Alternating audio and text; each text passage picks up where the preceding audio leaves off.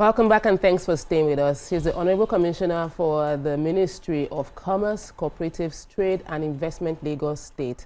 And she was appointed to serve in September 2023 following a multifaceted career with over 2 decades experience spanning across strategy, performance, management, finance, change management, culture transformation, communication, sustainability, and corporate affairs. Welcome with us, Folashade Ambrose. Welcome to the studio, to our new studio. You've been with us before. I have. Welcome to our new studio. Congratulations. Thank you. Really impressive. We'd like you to join the conversation by calling us on 020-1635-2013 or 090-2416-3440.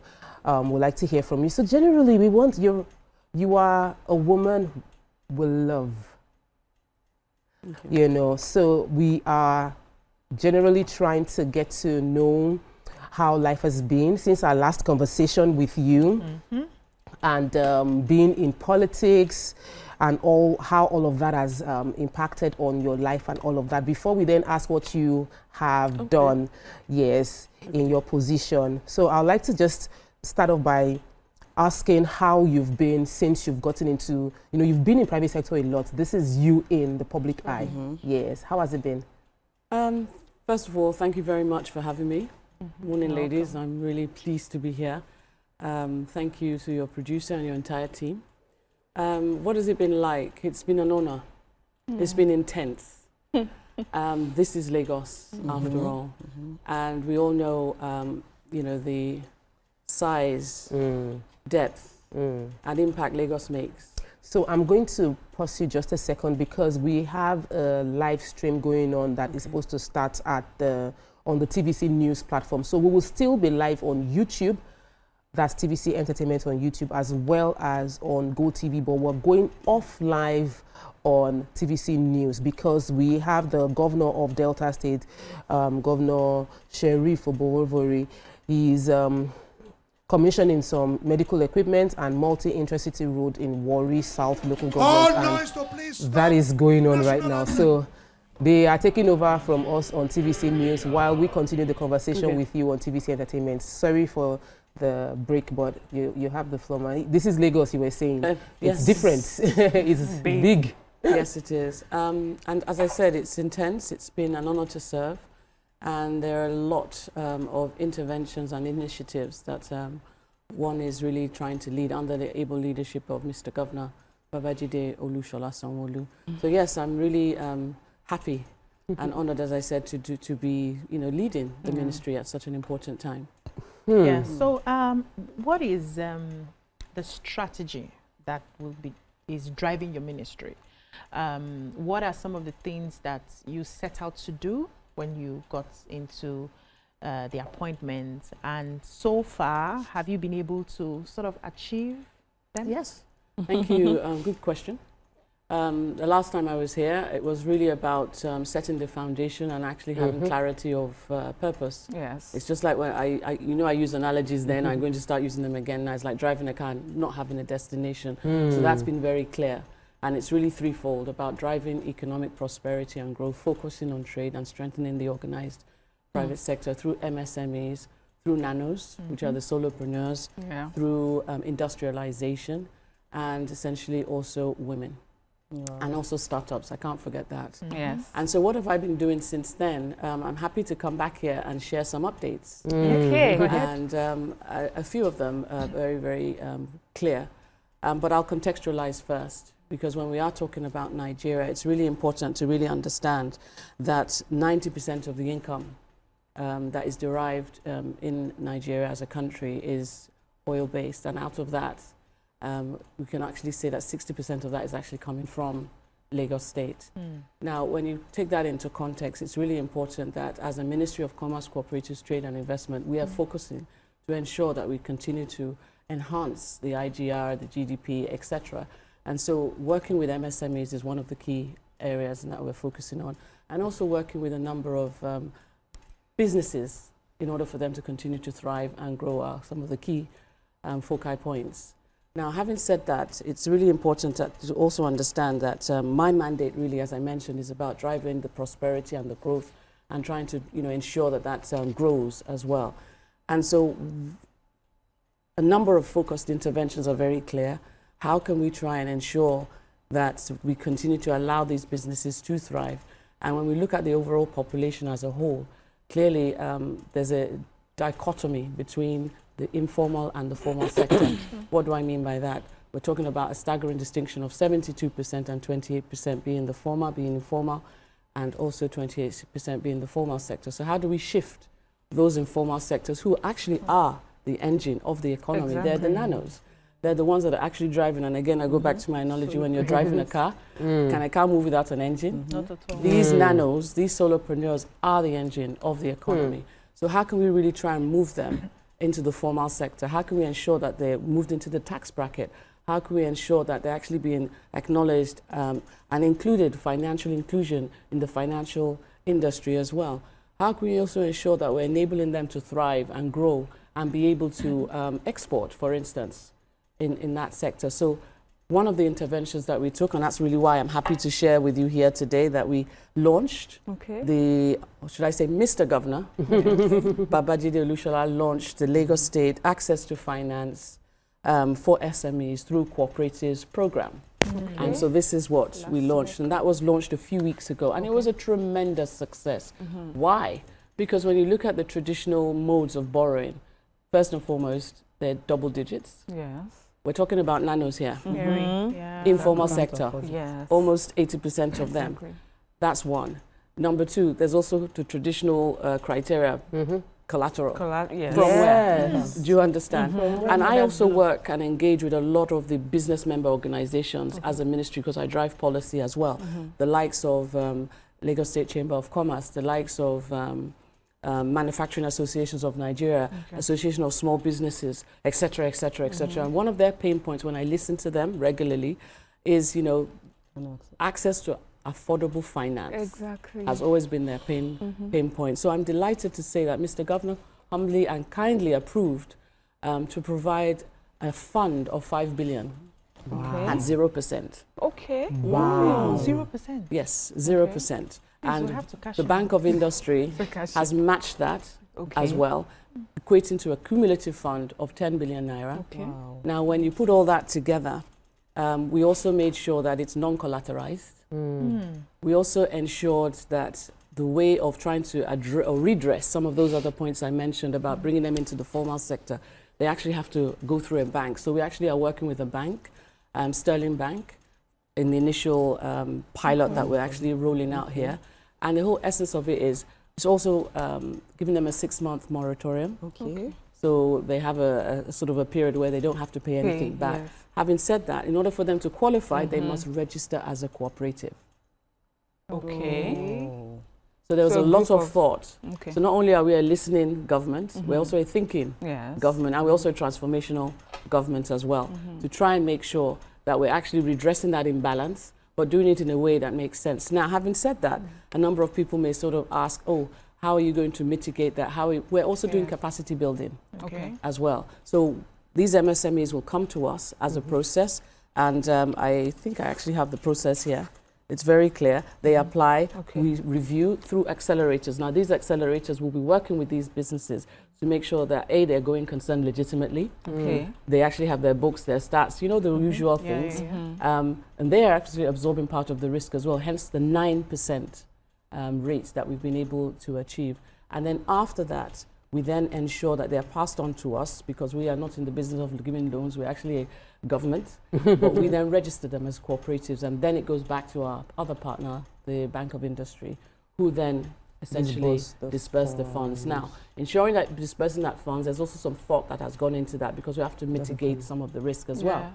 And in order to do that, one of the things we also ensured is the bank takes a percentage of the risk, the actual cooperative. So when you're part of a cooperative, which we're breaking down by sector, so we're focusing on agriculture, we're focusing on healthcare, we're focusing on manufacturing, we're focusing on circular economy, and I think creative industries, if I remember correctly. So we're also focusing on those sectors, because those are the sectors that we also want to grow. Remember, I said you can't be driving a car without an engine. So we're also trying to make sure, when we are looking at the other aspect, which now enables me to move into the other sector, in terms of Lagos State Export Readiness Program, which is another program. You asked me, what are we doing? This is another program. How can we ensure that these businesses now are set up for success. Yeah. And then the value chain and the backward integration of it can also Yeah, be... we can then have something to export. I mean, this is, so, you know, when we talk about, can I? When we talk about... Mama too was... Okay, go Yeah, ahead. so you've really gone in depth. I'm finding this very, very interesting because I'm in the manufacturing sector. Yes. We are. And I know that we are. And I know that we're, like, all these things you've mentioned is just so nice and everything. But at the end of the day, what I want to ask is, if we are not able to, the moratorium you gave is quite short. 6 months. 6 months. never is started. small. They are going Wait, but hold concerns. on. These are going concerns. Yes. Not startups. Yes. Yes. Okay, not startups. No, Going concerns. going Going concerns. You mentioned, concerns, she okay, mentioned it. They're small and all. So what I 9%. No, 6 no. months. The 6 months months. moratorium. I'm just being teased. I said it's at 9%. Yeah. Honestly. That's cool. Actually, That's that's really amazing. cool. So what I want to ask is it only financing you are going to be providing? What else? What other support are you Great. going to be? Great. I was just about to segue, into that. What else are we for capacity building? Okay, so one of the other aspects of any growing economy is to grow the GDP, and that's something that Mr. Governor is assiduously focusing on. And the other aspect of well is also us increasing our IGR. Capacity building is one of those interventions. Yeah. So we're actually going to be working with partnering with Afrexim Bank. Okay. Okay, to actually highlight at least 250 plus MSMEs that we want to really work with, train, guide, mentor, provide market access. What are the other aspects of the curriculum? Quality assurance, compliance, a number of other facets in order for them to be able to export their products and support them as well.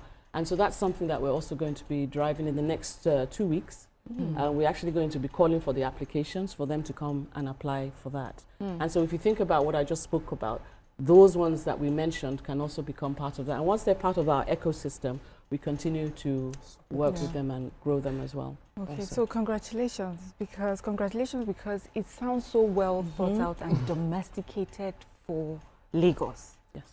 And many times, intentions may be noble, but because we haven't really put in the work in the planning, we miss it. And it sounds like you have really taken the time to make sure that, you do this well.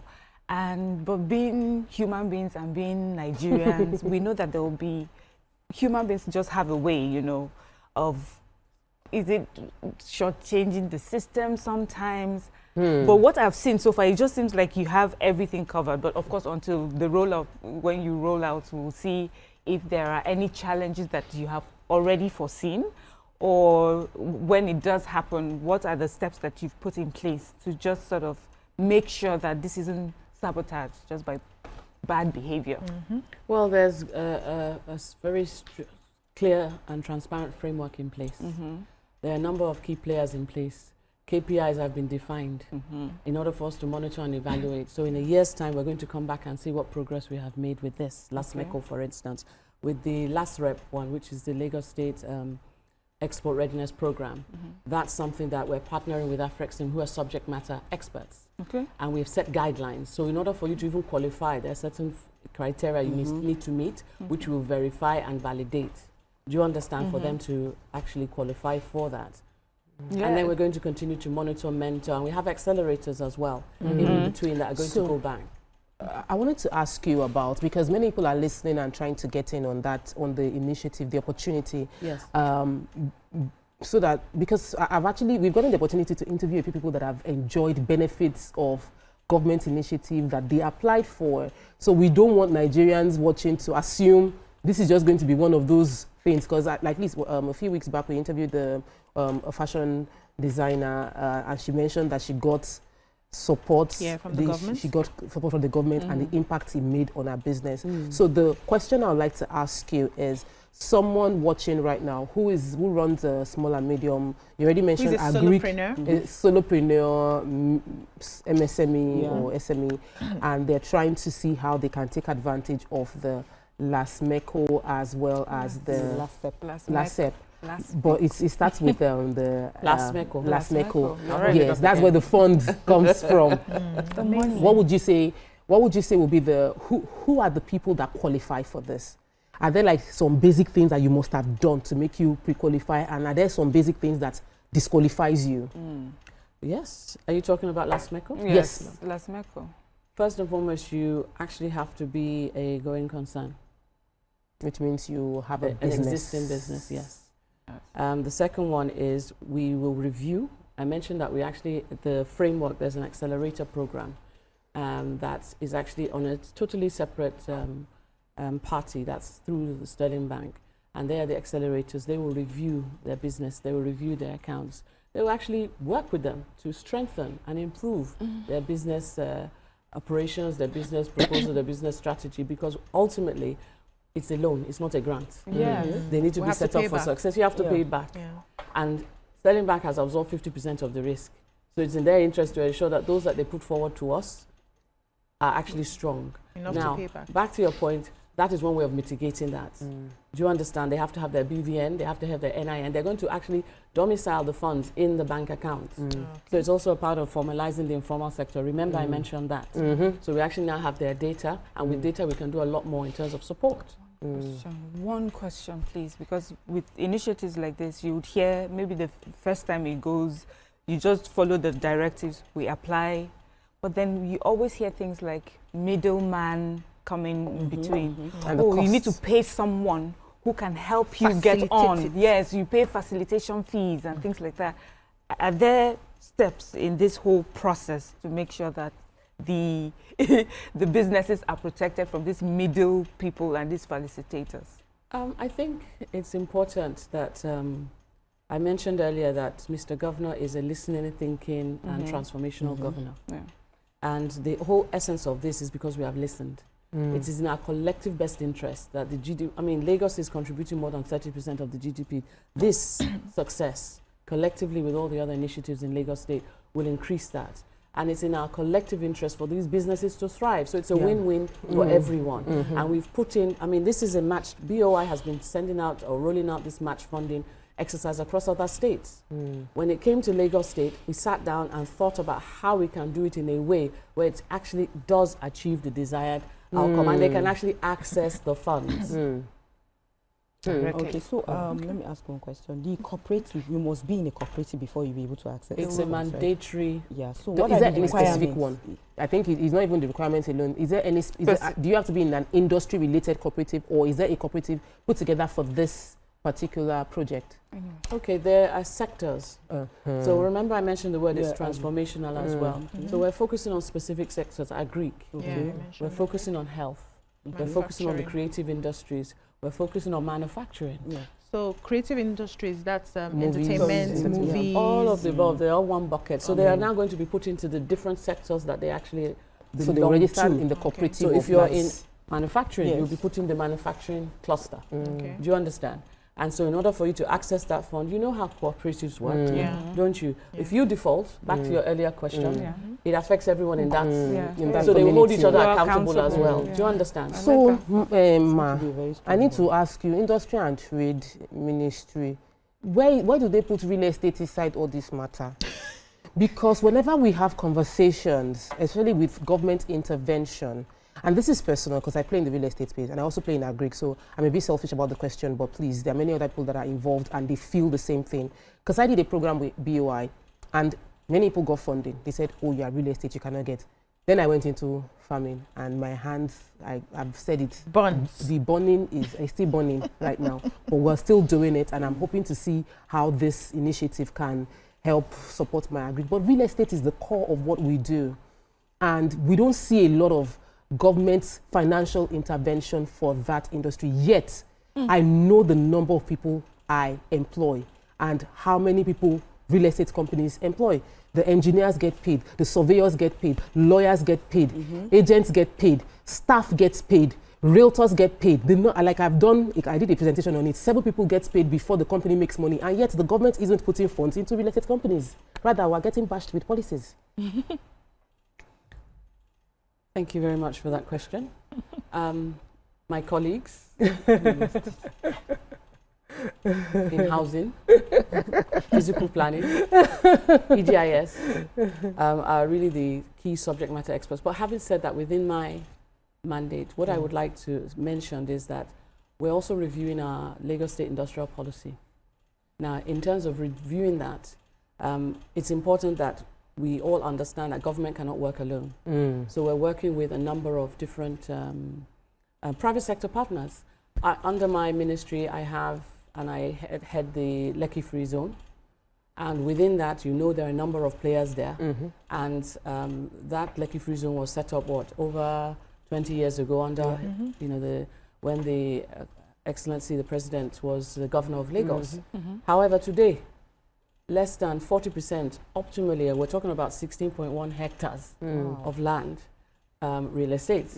And businesses that want to come there, not all of them can afford to come and buy or pay for the land because it's actually in dollars. So having said that, what I have done within the ministry is to get all the players and harmonize them all into what we've called Project Operation Quadrant Ignite. So what we've tried to do is to work with all these players to get them to work together and try and make sure we're outside, almost like a public-facing front, where we're sharing with them the opportunities that are there. So you can have somewhere you can come in as a plug and play. You can buy, and we've set up a fund as well. So that fund, again, is to help businesses, MSMEs like yourself, come in and still set up, rather than using all your funds to pay for the real estate. And that fund is still very much work in progress. I know you're going to now ask me how to get it, but we're working on that right now.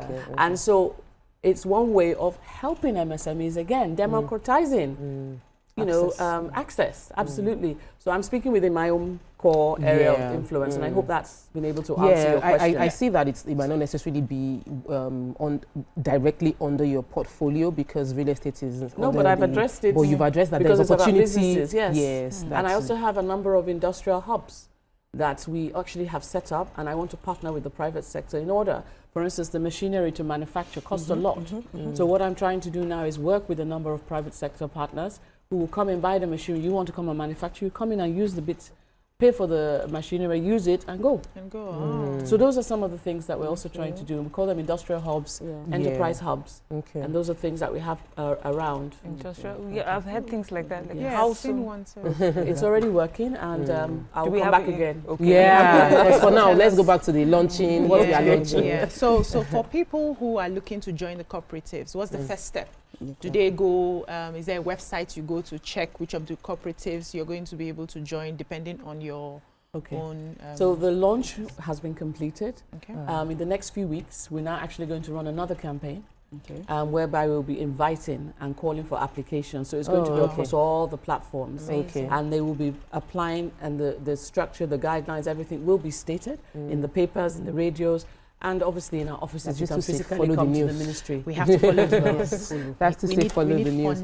Oh my goodness. One of the things I love about this administration, which is the one of Babajide Sanwo-Olu, is the women that he has handling specific portfolio. We've gotten the pleasure on this show to interview many of them, and it's very impressive. And it does a whole lot for, like I said, it's women we love. It does a whole lot for the community, because we need to see more young ladies need to see you. When they see you, hear you in this position, it inspires them to believe about what is possible. Are there things you're doing? I know that you're doing a whole lot, but are there things you're doing to also, outside this portfolio, official portfolio, on a personal level, to help other women, see the possibility of serving and growing their brand? Yes, of course. Look, I've come from the private sector. I've done 26, 27 years. And even then, before I joined the public sector, I had a lot of people coming up to me, Folashade, please mentor me, Folashade. And there were so many, and I like to try and, quite frankly, give my best in everything that I do. And then I realized that I needed to sort of rethink how to do that. I set up a foundation called WIN, and it's Women Inspiring Impact Network. And the whole essence of that really is to be working with women to inspire them to be their best self and to really achieve indelible leadership. And that's something I've done for a number of years. I'm going to re-strategizing now that I'm in the public sector. But that's something I do. I also mentor. I go out and speak. And yes, I encourage and, engage with women as best as I can. I support them as well. I'm wearing a number of my MSMEs outfits. We see them on Instagram. So yes, I am. This is not really a personal question. Well, not to your personal life, but it has to do with the fact that you've always been, or you've spent many years, as you said, in the private sector, and now you're in the public sector. What has been a mindset shift for you, you would say, in pushing policies out and in the way government either helps or slows down some of the ideas that you have brought to the table? Just so that people even understand maybe some of the things you have to, go through. Okay, so look, I'm very humble. I believe none of us knows everything. I have had a very, very consistent steep learning curve. But equally as well, I believe they have as well, those that I work with. And it's been a very good marriage, because what we're talking about is harmonizing the culture, mindsets, and shifts, and making sure we're all in alignment. And so one of the things that I did when I first got there was really to share that and explain to them that, what we're about to try and drive here as a Ministry of Commerce, Cooperatives, Trade and Investment is those 3 points I mentioned, ultimately ensuring that we alleviate poverty. Now, in order to do that, these are some of the things we need to do. However, in order to do that, everybody has to own the whole. And we have a sort of a tagline called take part, take pride, deliver excellence. And everybody now has keyed into that. So you won't have someone saying in commerce, oh, that's not my project. It's nothing to do with me. If we're doing anything now in the ministry, everybody owns it. Take ownership. And once we just celebrate holistically as well. Awesome. That's our out of time. Yeah, so there's one question I want to ask. Sorry, just quickly.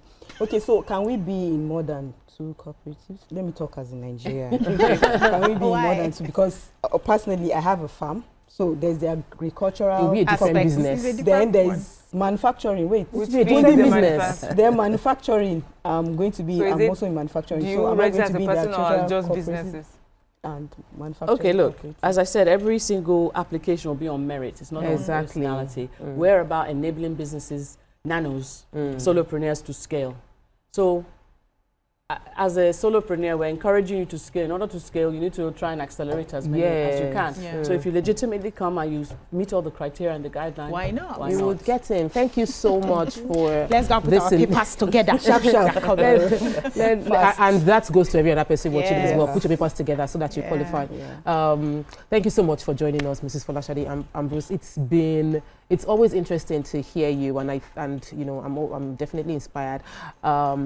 I will be applying. All of us are putting our papers together to apply and take advantage of the opportunity. That's what we can take on the show. We'll be seeing you tomorrow for another interesting edition of the show. Have a wonderful rest of the day. Bye. Thank you.